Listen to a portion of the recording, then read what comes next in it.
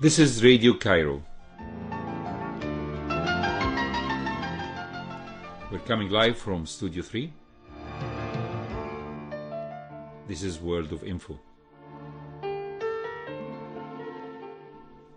My name is Dr. Amr Mabrouk. Dua Muhammad is at the control.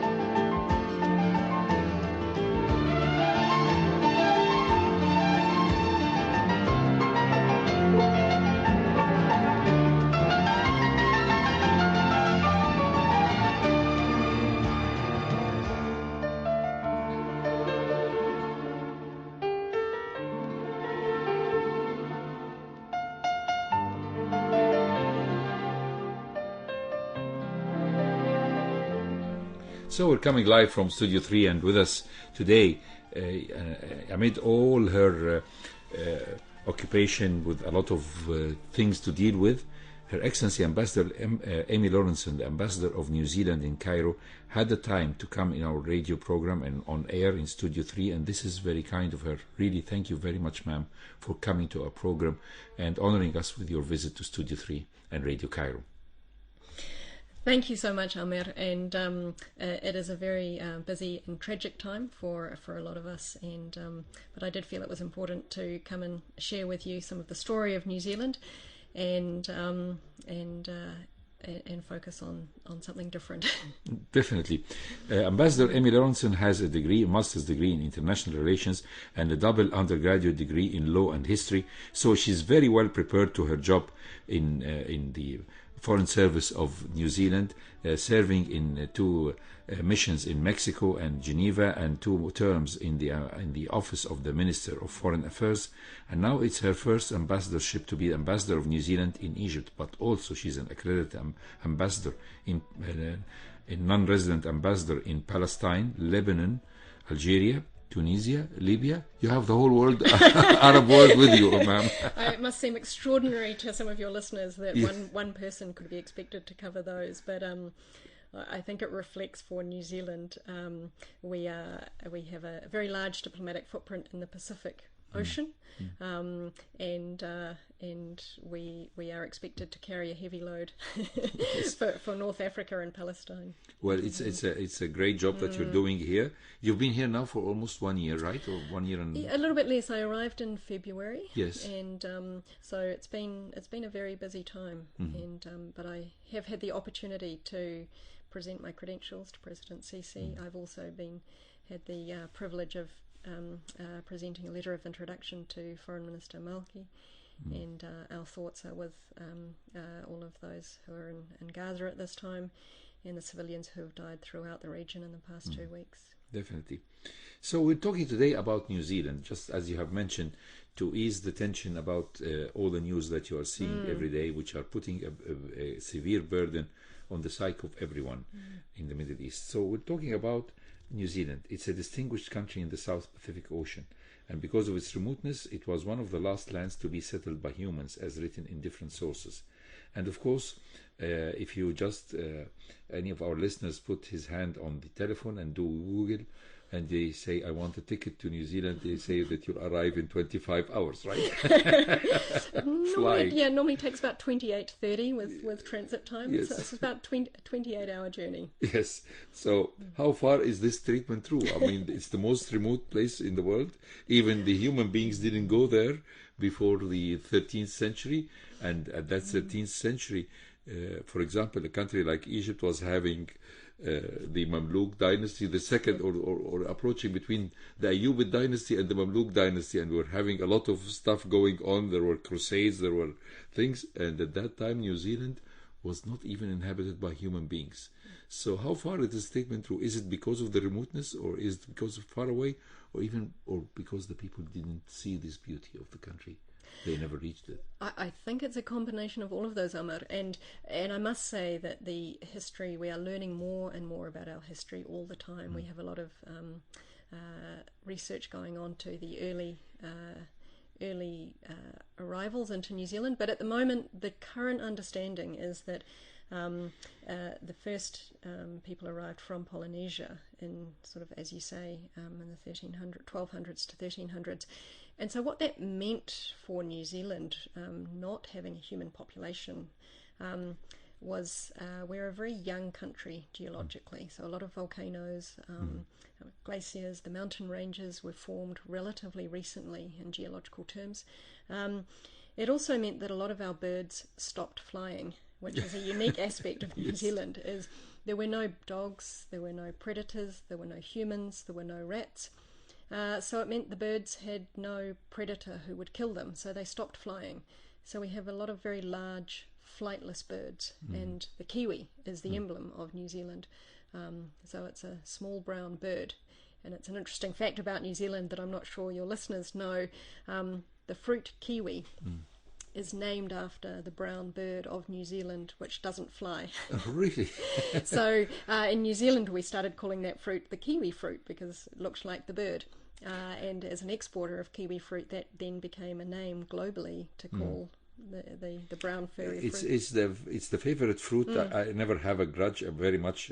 I have no grudge against kiwi, but I'm not having that affinity towards it. But a lot of people think that kiwi is one of the most beautiful fruits in the world. The type of, between the sweetness and the bitterness of it makes somebody puzzled, right? Yeah, we think it's delicious, and I think a lot of the export quality kiwi fruit that we send overseas, and there's a yellow kiwi fruit now, the golden kiwi fruit, and so it's a. But I do think so. Going back to the remoteness, so I think. It was a combination that we are relatively close to Antarctica, so geographically Australia is one of our closest neighbours to the west. Just 3 hours flight, right? Just 3 hours flight. It's very close. Could go for the weekend. So I mean that's the sort of same as I guess flying from here to Dubai, from Cairo to Dubai is the same as flying from New Zealand to Australia. And also we have Antarctica due south. There's nothing between New Zealand and Antarctica. And to our north we have some of the Pacific Islands, so your listeners may have heard of Fiji, Tonga, Cook Islands. So they're very much part of our region, and our outlook is very much focused on the Pacific Islands and Australia. You're very close to Latin America, Chile, right? Well, Which was one of the also. It has the second prize of the longest flight, right? So actually, it's very interesting. It's from New Zealand to Singapore, it's a 12-hour flight, and from New Zealand to Chile, it's a 12-hour flight. So it's actually, and from New Zealand, you're not that near. No, and from New Zealand to Los Angeles, it's also a 12-hour flight. And it's an hour or two more to get to Japan, but so you love the number 12 then? Number 12 is we're used to 12-hour flights. Wow. So you have always to fly, business or not? Yeah. No, we don't. But I think Kiwis, and that's another reason why we go back to the symbol of the kiwi of the bird, which is a little bit of a joke that Kiwis love to travel, but our national symbol is a bird that doesn't fly. So it's a bit of a joke. So you're calling always the Kiwis as, the nationals of New Zealand, sometimes they call themselves Kiwis, yes, right? Yeah. So I'm following one of, and I was telling your colleague Greg, who was the ambassador then, about an Egyptian lady who's living in New Zealand, and she has an account on the Instagram calling herself Egyptian Kiwi. That's interesting. So it's not the fruit, it's the bird. It's the bird, yes. Yeah. So we'll talk about how between 1250 and 1300 the Polynesians, as you have said, settled in the islands that later were named New Zealand and developed a distinctive Maori culture. How far was that culture distinctive? I mean, it was different than the indigenous culture of Australia, which is 3 hours flight, or maybe 5 or 7 days by boat at that time. So it was very far away place. So the Maoris are totally different than the Aborigines? Yes, they are. And my understanding of what I understand of Aboriginal history, which is in Australia, is that they are one of the oldest civilizations in the world. And Australia is a separate continent. It used to have a land bridge across to Indonesia, Papua New Guinea. Whereas for New Zealand, the land that we now call New Zealand in English was settled by people from Polynesia. And so Polynesia is more akin to the people from Hawaii and the Polynesian islands of Samoa, and coming down through that Pacific Ocean. So in terms of understanding the Maori culture, there is a lot of linkage with the Maori culture through to Polynesia, so through family linkages through to Tonga, Samoa, and even possibly as far back as into the what we call Hawaii. So Hawaii was the area before we developed the nation states. So I think in terms of sort of starting with where you said sort of what was the distinctiveness about Maori culture, I guess the first point is really the creation story, because it's still extremely important for Maori culture and identity. And the creation story is that the Earth Mother and Sky Father were joined together. So Papatūānuku and Rangi were joined together, and their children, the god of the forest and the god of the winds, the god of fire and volcanoes, and the god of food, wanted some light. And so Tane, who was the god of the forest, grew as a very, very big and strong, tall tree to separate the Earth Mother and the Sky Father, to bring light to the world. And from that separation, that is the beginning of the creation story and the cultural identity for Māori. And from that springs their identity with gods of nature. And so the culture is very much based in identification with the nature around them, the trees, the sea, the god of food and agriculture. So that then was the foundation of the culture. And in terms of how they moved to New Zealand, that essentially that the Polynesian people were very good navigators. They sailed a lot. They had traditional, what we would call waka, which are canoes with sails. There is some research suggesting they could actually sail from Polynesia right across to Latin America, because within the Polynesian islands there were dogs and sweet potato. And in anthropological terms, where those came from were probably from South America, using the winds. And navigating by the stars was critical, so they were extremely good navigators, celestial navigators. And from that, the thought is that there may have been a falling out between two different tribes, or there was overpopulation, so there was some reason to go looking for more land and move people. So at some point, about 800 or 900 years ago, 7 tribes moved from Polynesia down to what they called Aotearoa. And Aotearoa meant the land of the long white cloud, and they chose to settle there. The thought is they made several voyages, and it was a deliberate decision to settle there. So there were discovery voyages, and then they made a settlement. You mentioned the to and fro without a compass. They had the stars. They were, and they still use the stars today. So there's been a lot of recreation efforts to recreate how they would have done the mapping. And definitely the courage that these people had. Phenomenal. Courage and desperation to find a new... They really got fed up of their own motherland or fatherland, and then they decided to go. I mean, this is what we can call a very big confidence step in themselves. I think so. So it's extreme confidence, extreme bravery, extreme courage. So what type of people are they? Very strong. Very. I don't know if you've seen the one of New Zealand's national sports, which is the haka. We have the All Blacks rugby team who do a haka, which is a Māori war dance at the beginning. Very frightening. So with their black shirts and shorts, and yes. and that is derived from a tradition of from Māori culture of old, and they were a warring culture initially. There was a lot of when the tribes moved to New Zealand, there was a lot of tribal rivalry developed over the years, over the generations, and they were a very proud race and still are, and I think they were very, as you say, very strong. They understood nature. They understood, fishing, the seasons, cultivation, and so they're very highly advanced in survival and self-sufficiency, and building more or less self-sufficient, civilized status and life. Very innovative because we were so remote.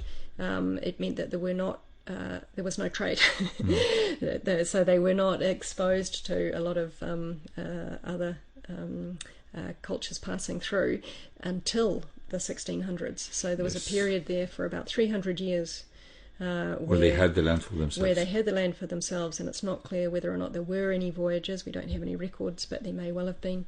So they were very innovative in terms of being self-sufficient on the islands, using the natural resources that they had.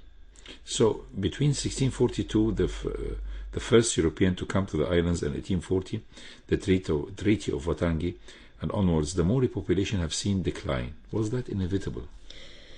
I think so. I think there's sort of a couple of different stages there. So I think maybe just in terms of the first Europeans coming to New Zealand, actually, that's the story of how we have the name in English. So the name in Māori is Aotearoa, and the name in English is New Zealand, which is a little bit strange because Zealand is a town in the Netherlands. So we are the it's new like version. New Amsterdam, which is New York. Amsterdam, exactly. So a navigator called Abel Tasman, who was Dutch, was the first recorded European to arrive in New Zealand. He has a sea under his name now. He does, the Tasman Sea. Yes. And he also has one of our great walks in national parks, is also called the Abel Tasman National Park. So he sort of sailed past. He sailed from what? From Australia or from elsewhere? He knew about Australia as well, because that was called New Holland. So Australia's original name for part of it, closest to us, was actually New Holland. So he navigated through, but did not stay on land. So sort of had a look at it, decided it wasn't really worth it, and went back to the Netherlands. So then nothing really happened for in terms of European exploration or settling, or even information. And then Captain James Cook made 3 voyages. They were looking for the Great Southern Land. They believed that there was a faster way of getting to India, and they believed that there was another continent that they were looking for. So he was trying to find the Great Southern Land, and ended up almost on his way to Antarctica on one of his voyages. And very notorious, this guy. So he and his crew on the Endeavour arrived in New Zealand about 250 years ago, and did land and did try to navigate, and started to draw a map in terms of what they thought New Zealand looked like. And sort of essentially New Zealand is made up of 3 islands: a North Island, a South Island, and a smaller one. So they didn't quite get the circumnavigation right in some parts, and then but over those 3 voyages they collected a lot of botanic samples, did a lot of navigation, and started to make a lot of connections to the Māori communities there. They were not all positive engagements. There was a lot of cultural misunderstanding. And a lot of altercations with crew who had been on sea voyages for many, many months, and there were instances where there was a lot of there were fighting. Essentially, it was very unpleasant for some of the Māori communities having the Europeans arrive on those early voyages, but they were curious. very curious about who these people were, and that curiosity stretched right through to the early settlement by Europeans. And so essentially James Cook went back after 1769 and said this land is down there. Again, there was not a lot of interest, so the next, because it was so far away and the sea was so rough to get there, but it was very important for whalers. So there's been a very strong history of hunting whales in New Zealand for a lot of our early history, and so they were some of the first people to arrive hunting whales, hunting seals, and then traders and also missionaries. A lot of once settlements started to be established informally with whalers and sealers and traders, a lot of trade going back and forth between New Zealand and Australia.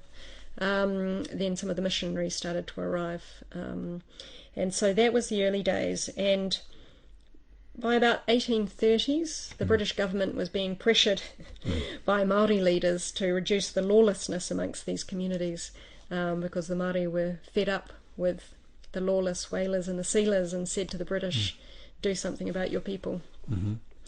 And again, there was not a lot of interest. But then the French said, oh, well, if you're not going to take it, we will. So the British kind of quickly came in and said, no, we'll put a British flag here and make it formally a colony in 1840. There was a lot going on in the world in 1840. We had our share, that exactly. The London Treaty of 1840 that forced Muhammad Ali to withdraw his forces from Syria and Lebanon and Palestine. Yeah. So it was a very significant year in terms of, even in Asia as well, in India and through it was the start Asia. of the change from between the Indian company to the British government. Yeah, the East India Company. So it was a very busy time, and it was sort of seen as useful for a lot of the trading routes.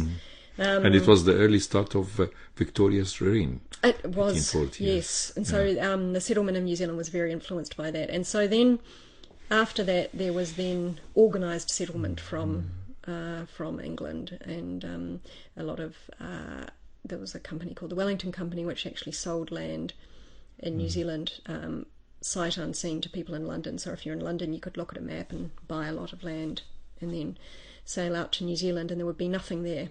Absolutely nothing. And Wellington himself, although he never went there, but he was still alive in 1840. I think. He was, and his name is our capital city is Wellington. Yes. But he never set foot in New Zealand. No, he didn't. So that was the sort of the beginning of New Zealand's European and colonial history, and which then takes me on to your question in terms of how the Māori population fare. And I think initially that they were curious, they traded, they were interested in a lot of the goods that the Europeans were bringing. There was a lot of trading within the communities, and a lot of, intermarriage.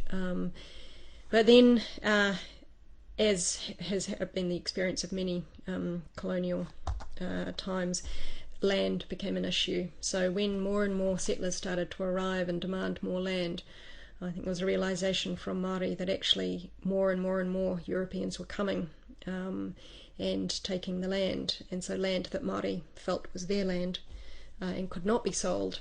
They didn't have a concept of selling land. Land was land. It was part of your identity. So you couldn't give away part of your identity. And there was a lot of cultural misunderstanding that we know now. So we have a treaty called the Treaty of Waitangi, which was signed in 1840. It was written very quickly. It was translated very quickly overnight. There were 3 or 4 copies were sent around the country, which for Māori chiefs to sign. And the representative of the British Crown at the time, William Hobson, had the English version, invited a lot of Māori chiefs to the meeting house in Waitangi. Many chiefs signed, and the idea from the British point of view at the time was that they would take over sovereignty of New Zealand.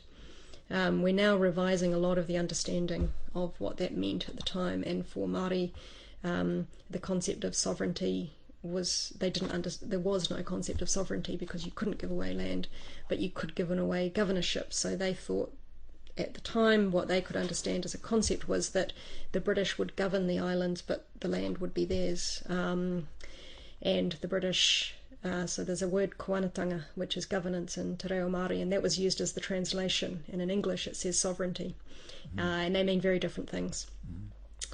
And so despite perhaps good intentions all around, the reality was that for the subsequent 20 to 30 years, Māori lost a huge amount of their land in land wars with the British Crown. And there was a lot of active warfare, trench warfare. The Māori were very, very good at trench warfare. And what we would now call, I guess, sort of guerrilla tactics of very, very small groups of warriors being able to cause quite big defeats on, I guess, armies that were organised the way they were in the 1830s. So there's a lot of revising of our history and understanding of that period going on now. So it's called in the Land Wars. As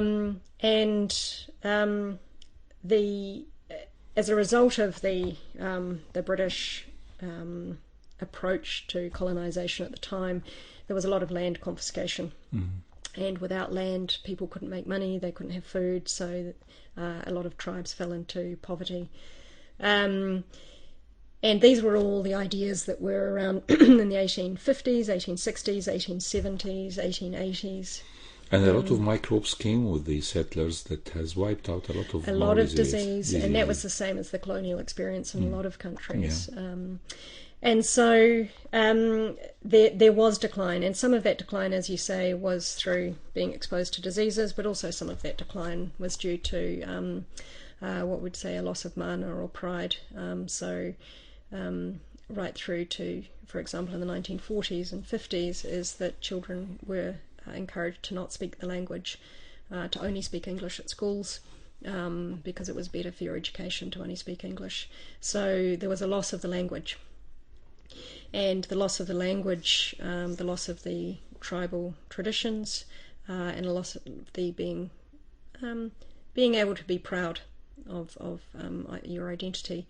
So that is what we are working on now as a country, is to bring back the sense of pride, and mana is the word that we would use, and a renaissance of the language.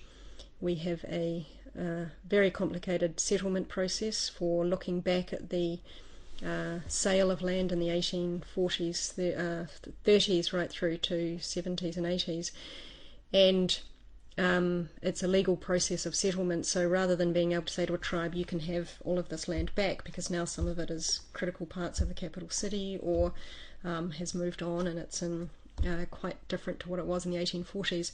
So there's been a different way of settling those grievances. And so, for example, one particular tribe in the 1990s was awarded ownership rights in a significant part of the seafood industry, and forestry rights, and so there's different ways of providing compensation rather than giving the land back. But the idea now is we've been spending since 1990, the last 30 years, going back through a more accurate and fair version of history of what happened then to settle those grievances from that colonial period. And it's been a learning. It's essentially rewritten the history of New Zealand from a more holistic and inclusive. Well, this is a very interesting point, because before going on air, Your Excellency have just told me that there has been a lot of intermarriages in between the Maori and the settlers that resulted in that in 1933 or 1930, something like that, there was the death of the purest Maori blood of a gentleman who was the last of the pure Maoris. If we use the word pure, meaning that all his ancestors were Maoris, not a single one of them was a white man or any settler who came after 1640 or 1760, if we may use the expression. So nowadays we can see that there are a lot of families that have mixed blood in them, and the point of difference is that the people are proud of that. I remember that some of the New Zealanders I have met, he say, I have an uncle who has a Maori blood. I have an aunt who has a Maori blood. I speak Maori, although the fact that I am coming from pure English descent. Not me, of course, I mean the New Zealanders. So all this gives us an idea of how the return of pride, because you have kindly chosen to use the word of pride, because people without pride lose a lot of their dignity and self-respect, and even lose their own compass. The people who have used the stars to reach land and to reach maturity and reach more freedom have lost their compass and lost their pride in the way. How far is New Zealand of today successful, beside the material compensation, is in compensating the indigenous people? Not money. I'm not talking about money. I agree. I'm talking it's about not culture. about money. Money comes and goes. Money comes and goes, and it really does come back to the pride. And it's a work in progress. There was an extraordinary woman called Dame Whina Cooper, who in 1975, she was an elderly Māori woman, and she started walking from the top of the country to the capital city to go and tell the people in government that enough was enough, and Māori needed their pride, their land, and their rights. And she started the march, and all the way along everybody joined her in what was called the hikoi. So the hikoi is the march she led, and that was back in 1975, so almost 50 years ago. And so it reminds us of the Martin Luther King. In a way, and there's actually a fabulous 10 years movie. earlier. Yeah, just last year a really fabulous film came out about her, with telling her story. From then, that's been a very significant point, and we had Māori members of Parliament. There was a lot of inclusion of Māori in governance, but it wasn't filtering through to empowerment for the people in the communities. And so Dame Whina Cooper started the Land March in Hikoi in 1975, and a lot of that was bringing back Te Reo Māori, which is the language. Starting with the language, she was a strong advocate of women's rights and women's participation in the economy. And actually that's one other point, is in terms of when women were given the right to vote in New Zealand, the first country in the world, in 1893. Interestingly, there was never a differentiation between and I stand to be corrected on this if any of your listeners have, but everybody was given the right to vote. So in 1893, when women were accorded the right to vote, there was not a differentiation. Everybody who was over a certain age had the right to vote.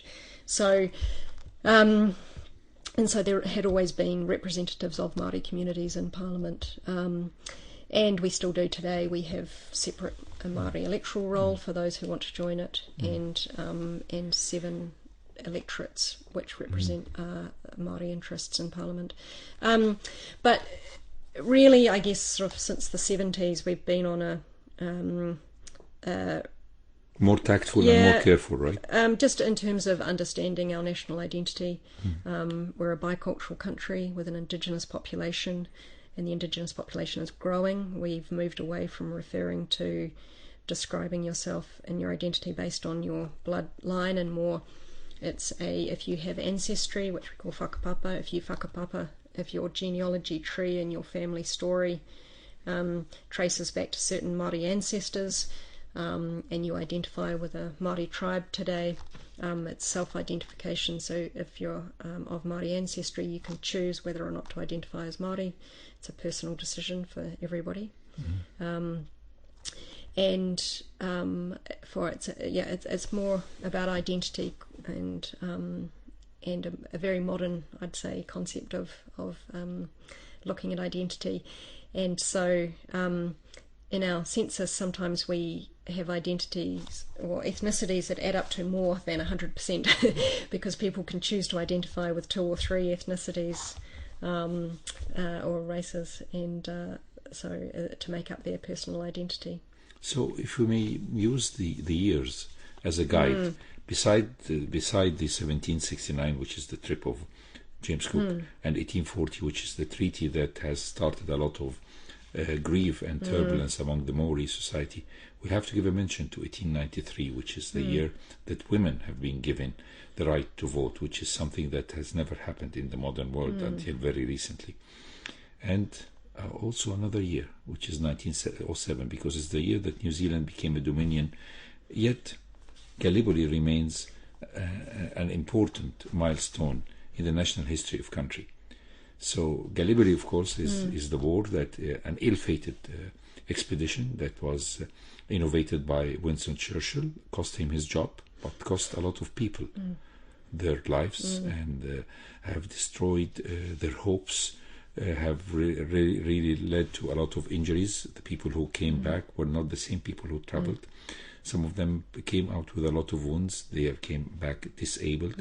They were the first expedition that included New Zealanders and Australians as armies that belonged to the country, not to the King of England at that time, the King of Britain. So we can see that this important battle, which was a defeated battle, it seems that it has really created a sense of self-identity in the New Zealanders, right? I think so, and it's interesting that there were more New Zealanders killed, for example, in the Battle of the Somme. So there are more New Zealanders in France and Belgium through the awful First World War, the First World War.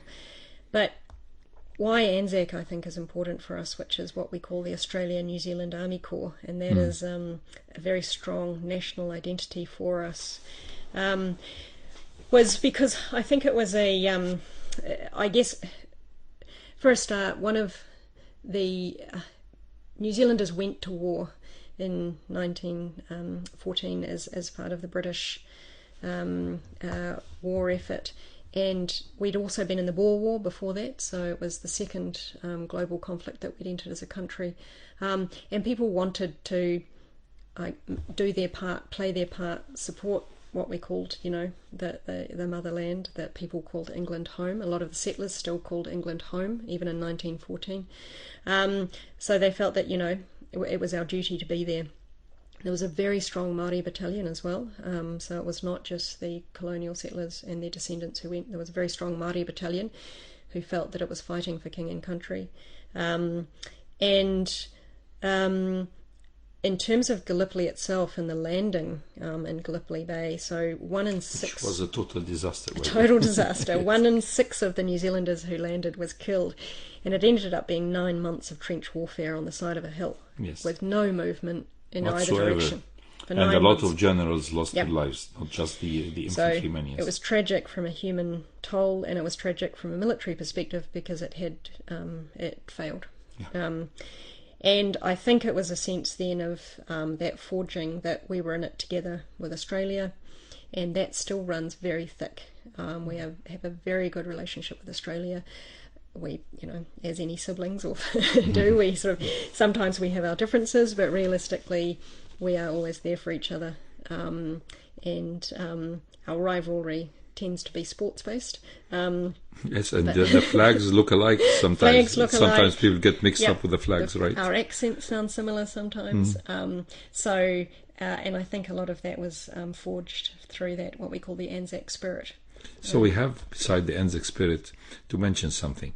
All the members of the Anzac expedition, or the Corps, the Australian New Zealander Corps, travelled there through the Suez Canal, had their base in Egypt, had their encounter with Egypt, and so Egypt, I think, remains in the background of the mind of not only the people who travelled from New Zealand to the war, whether this was First World War or World War II, but also with the people who came as immigrants from the UK to New Zealand and Australia. They passed through the Suez Canal. They went there, and still, I think, families really treasure up till now the photos that their ancestors carried and had, or even the postcards that they bought from Port Said, right? I think so, and coming through the Suez Canal was the way to New Zealand. So everybody has memories of how exotic it was to be in the Suez Canal, how strange it was to be in the desert, and to come through the infamous Suez Canal. And so I think everyone who arrived in New Zealand had been through the canal, and my own mother, when she came over, she visited when she was at school, actually, and I saw a photo of her the other day. I said, "Where's this?" And she goes, "That's the Suez Canal. We were on the boat for 6 weeks." And it was, she said that was, the most exciting point on the trip was arriving at the Suez Canal, because it was so exotic and so mysterious in terms of, the infamous Suez Canal. But that's carried through today in terms of a lot of the soldiers who were here. Egypt was used as the place for rest and recovery for a lot of the First World War. It was a rest and recovery. Yeah, and second as well. Second War, yes. So there was a New Zealand camp in Maadi. There was. And they had a milestone, but unfortunately it was broken in 1961. Yes. So 70,000 New Zealanders from World War I and World War II were in Maadi at various times. And when we know that the current population of New Zealand is 5 million, 5 million. So the fathers or the grandfathers or the grand uncles of the whole New Zealanders have lived in Maadi for some time in their life. So every visitor I've had through the house is saying, "Oh, I have an uncle, a cousin, a distant who cousin stayed here," so Egypt was very much part of the New Zealand war experience for those serving in North Africa, and so. There's a lot of contribution to the Suez Canal. I've got photographs at my house of New Zealand engineers in the army supporting strengthening of the Suez Canal while they were here. They were put to use while they were here. Of course they went to visit the pyramids, but a lot of them were stationed here for quite some time. And there was the New Zealand Social Club down in Maadi. There's a guidebook for what to do and what not to do coming into town in Cairo in the 1940s, how to behave.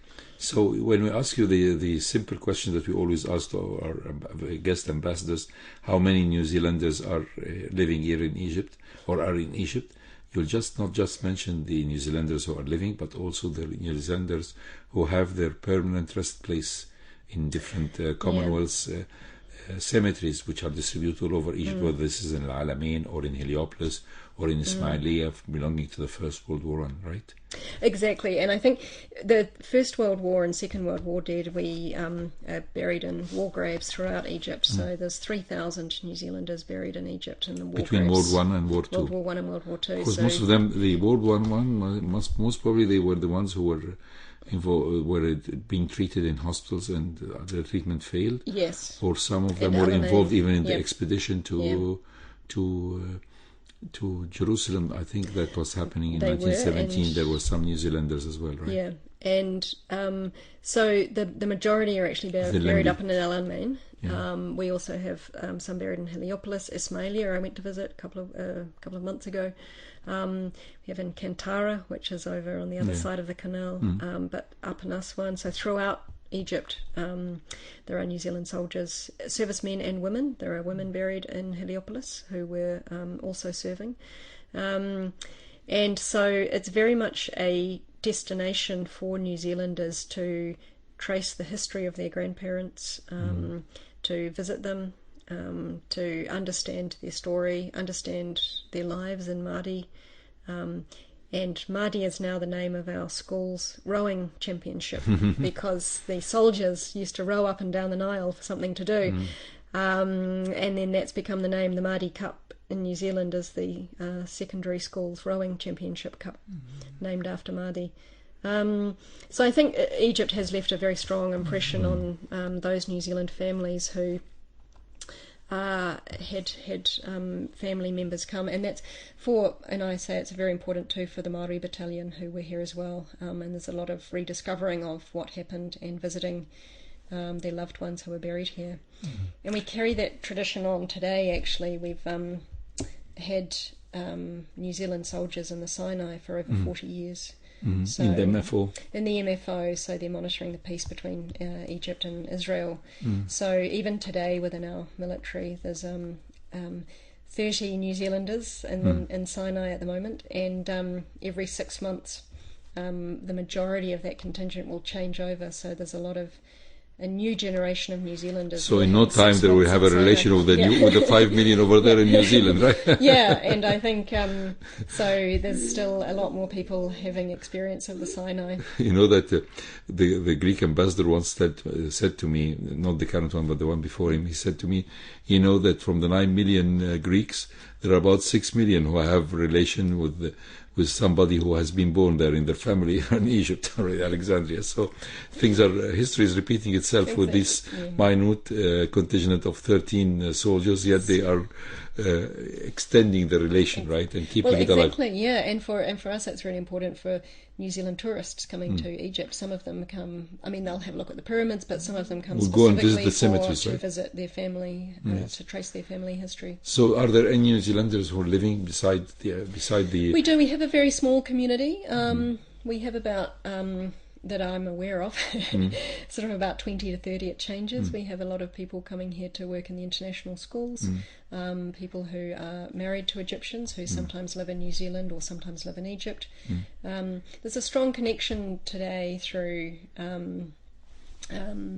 the Egyptian community who have moved to New Zealand and their children have come back here, or vice versa. So there's a lot of businesses here who think about New Zealand because their son or daughter might be living there, and they think, once I had a patient, once I had a patient, and her 2 daughters immigrated to New Zealand, and they're living there, and she was applying for a visa to go and visit them. You see, she got the visa, no problem.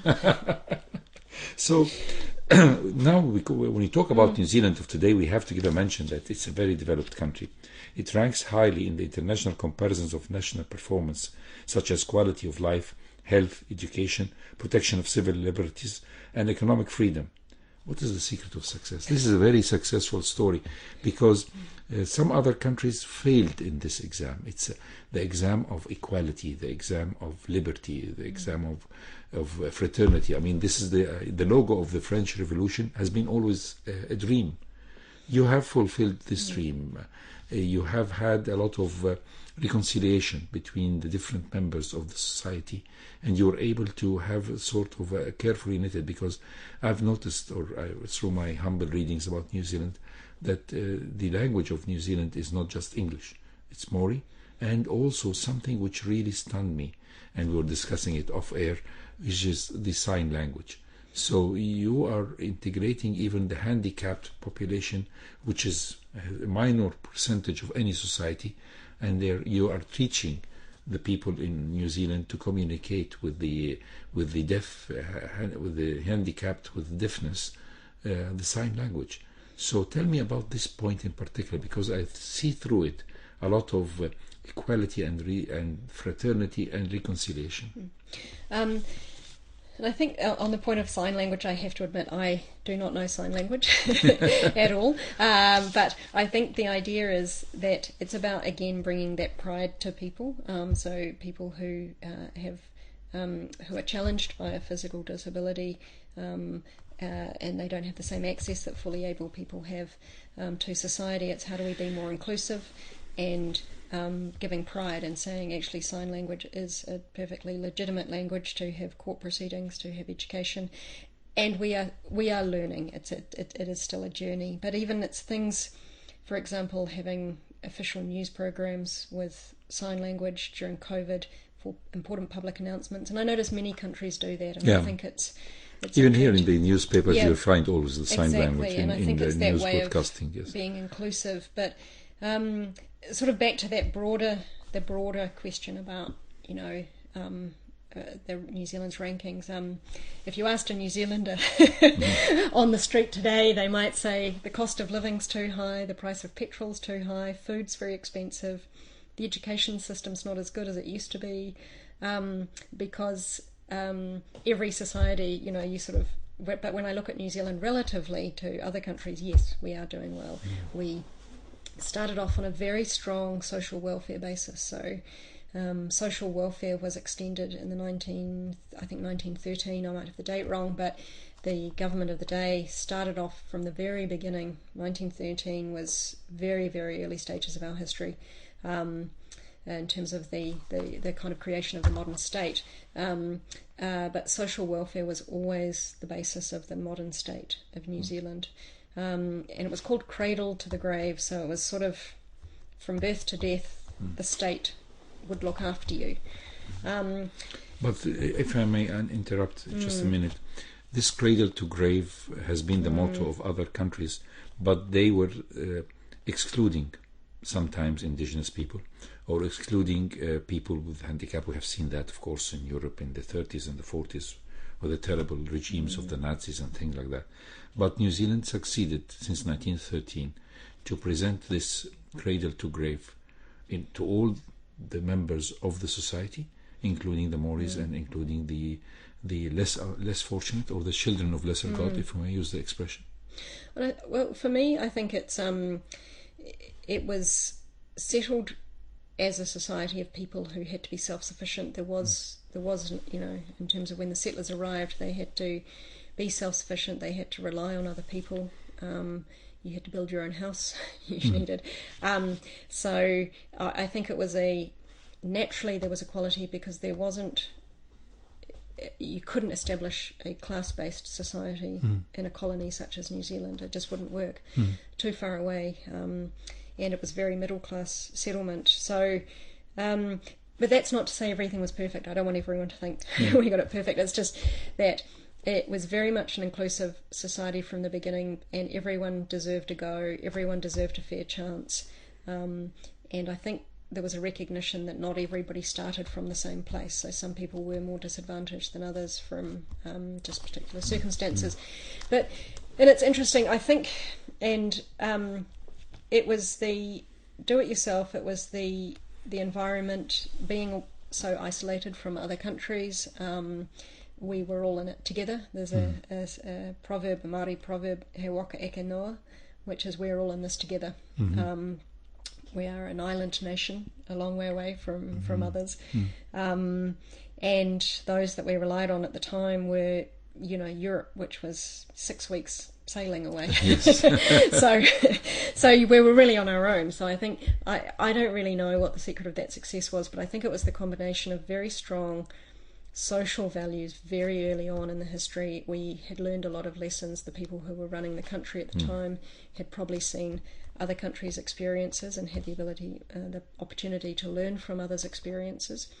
And it's not to say it was perfect. We had some pretty rough times where Māori were quite socially marginalised and below the poverty line, and we still do. We have children below the poverty line for relative what we consider a poverty line within New Zealand. We've prided ourselves on being a society of equals, and that's very much embodied in a spirit of do-it-yourself. People are expected to be able to do things themselves. When I learnt to drive, my father expected me to be able to change the car tyres, fix the car if I needed to. Really? That came down to a matter of money. When I couldn't afford it, I'd get a manual out and try and figure out how to do it. But it was very much a sense of work out how to do it yourself. So, if you have just joined us in this beautiful afternoon in Cairo, we are still with Her Excellency Ambassador Amy Laurenson, Ambassador of New Zealand in Cairo, and we're talking heart to heart. Talk about New Zealand, about New Zealanders in Egypt, and about the Egyptian-New Zealand relation, because definitely Egyptian-New Zealand relation is a strong relation. It's a relation of friendship. Sometimes for certain reasons we were not able to maintain an embassy there, but thank God the embassy is still there. It's working. The Egyptian embassy in New Zealand in Wellington is there, and we have how many years we've had a representative over there in New Zealand? Since 1970 or something? Yeah, in the 80s we had a period where it was closed, but since I'd have to check with Dina, your fantastic ambassador who's who's down in Wellington on that one. I know we opened ours here in 2006. She's doing a great job, I heard. She is, and she's coming up to the end of her term to come home again to Cairo. But I think that's been there since the 80s, and we opened our embassy in Cairo in 2006. Formally opened in 2007 with our Prime Minister at the time, Honourable Helen Clark, came to open the embassy. So in terms of the Egyptian relationship now, it's still focused on the Suez Canal, Definitely. the trade route, and our trade together. It's also very much focused on that contribution to peacekeeping efforts in terms of our deployment to the MFO. And is there any export-import between Egypt and New there Zealand? is. So we export to Egypt a lot of butter and a lot of milk. So a lot of the butter. So you have 5 million inhabitants, human beings, and how many million sheep and the cows? We're a bit less than we used to. I think we're down to 60 million sheep. I have to check because I learned all of these statistics a few years ago, and what we've been trying to do is reduce the volume and increase the quality. So at one point we had 90 million sheep, and when I was growing up the population was 3 million. So 3 million people and 90 million sheep. And you have a lot of goodwill as well, right? Goodwill, yeah. So goodwill, yeah, we do. Mm. And I think, that's sort of the backbone of the New Zealand's early economy was we were the first export of frozen chilled meat from New Zealand to Europe to London happened in 1883 or 1888, and that was a breakthrough for us to be able to export. We were seen as the farm of You're not the only one. I mean, Egypt was the cotton farm. Yep, you were the cotton farm. We were the sheep farm and the wool and butter farm, and so that was the backbone of our economy, and that is why today they are still our major exports. We're moving into more services exports in terms of software platforms, medical instruments, niche areas or parts for oil and gas industry, but the backbone of our economy is still the export of primary industry product, which is milk, butter, whole milk powder, seafood, horticulture, fruit. We're trying to move that because we want to kind of have a more diverse economy and focus much more on, I guess, the being more resilient and having much more of a focus on services. And so we import from Egypt sort of some things in terms of the oil and gas industry, some machine parts, some food products. We import citrus from Egypt. Fertilizers are definitely right. Fertilizers. Yes, there's a Egypt big opportunity to do more. It's a question of sort of we are a small market for Egypt. We're only a population of 5 million. And so we sort of have to work together with Egypt to sort of figure out what it is that can lift Egypt's exports to New Zealand. And a lot of that can actually be in sort of tourism. So there's a lot of New Zealand tourists. So that's definitely. I mean, the historical link can make a lot of people come. Exactly. Yes. And the diverse tourism offer that Egypt is offering. It's not just ancient Egypt. It's not just war cemeteries. Exactly. But since we're talking about war and talking about the New Zealanders, we have to give a mention to 2 New Zealanders who have made the trip back to the UK. And we were just mentioning being a plastic surgeon. I always remember that with great fondness the work of Sir Harold Gillis, who was a New Zealander who learned in Wellington back in the New Zealand, traveled to the UK, became a British ENT surgeon in the army in the World War I, and he was the founder of modern plastic surgery. His nephew or second cousin is Sir Archibald Mackindu, who also served in the Second War. So one served in the First World War and the second served in the Second World War, and both of them have done to plastic surgery a great pioneer work. We always remember them, and a lot of instruments are carrying the name of Gillis needle holder, Gillis scissors, and Mackindu scissors and Mackindu forceps. We remember them with fondness. They worked, both of them, consecutively in Victoria Hospital, which is an old hospital built in the 1840s and now renovated in the 30s. And they have 2 statues of these new famous New Zealanders. So whenever I go there, I will have to visit. And you promise me also to, when you go to London, you're going to visit. I've had the benefit, Amr, of learning more about New Zealand's history from you today, which is fantastic. So the New Zealanders have had their effect not only in the world of sheep or cows or whatever, not only in the world of the beautiful Manuka honey, not only in the world, but definitely in the world of fraternity and reconciliation, and definitely in the world of medicine. Excellency, it's been great pleasure and great honor to have you in this afternoon, and sorry for keeping you from your busy schedule. I know how busy you are as a representative of your country in Egypt, Palestine, Lebanon, Algeria, Tunisia, Libya, and to have an hour to spare, this is really a great kindness of you, and definitely we really appreciate your being here. And if you promise us to come again, we have a lot to talk about New Zealand and about its special relation with Egypt. Well, thanks so much, Amr, and it's been a pleasure to be here. And as I say, sort of a moment's pause from all of the tragic events that are unfolding around us. But I'm hopeful this weekend with the summit in Cairo and the Rafah crossing, hopefully opening today for people, and hopefully thinking of our friends in Israel as well, and the release of the hostages. And yes, and food to rush to Gaza, food and we're other hoping that happens today or important supplies, not just 20 trucks, but even more, hopefully, that will go in to help the people who are impoverished over there. Ambassador Amy Laurenson, thank you very much for a pleasant afternoon and a chit-chat and food for thought. And really, thank you very much. And thank you for the brainstorming that you brought as well. And my name is Dr. Amr Mabrouk. Dua Muhammad was at the control. Hopefully, we'll have a beautiful weekend and see you same time, same station. And stay tuned, please, to Radio Cairo.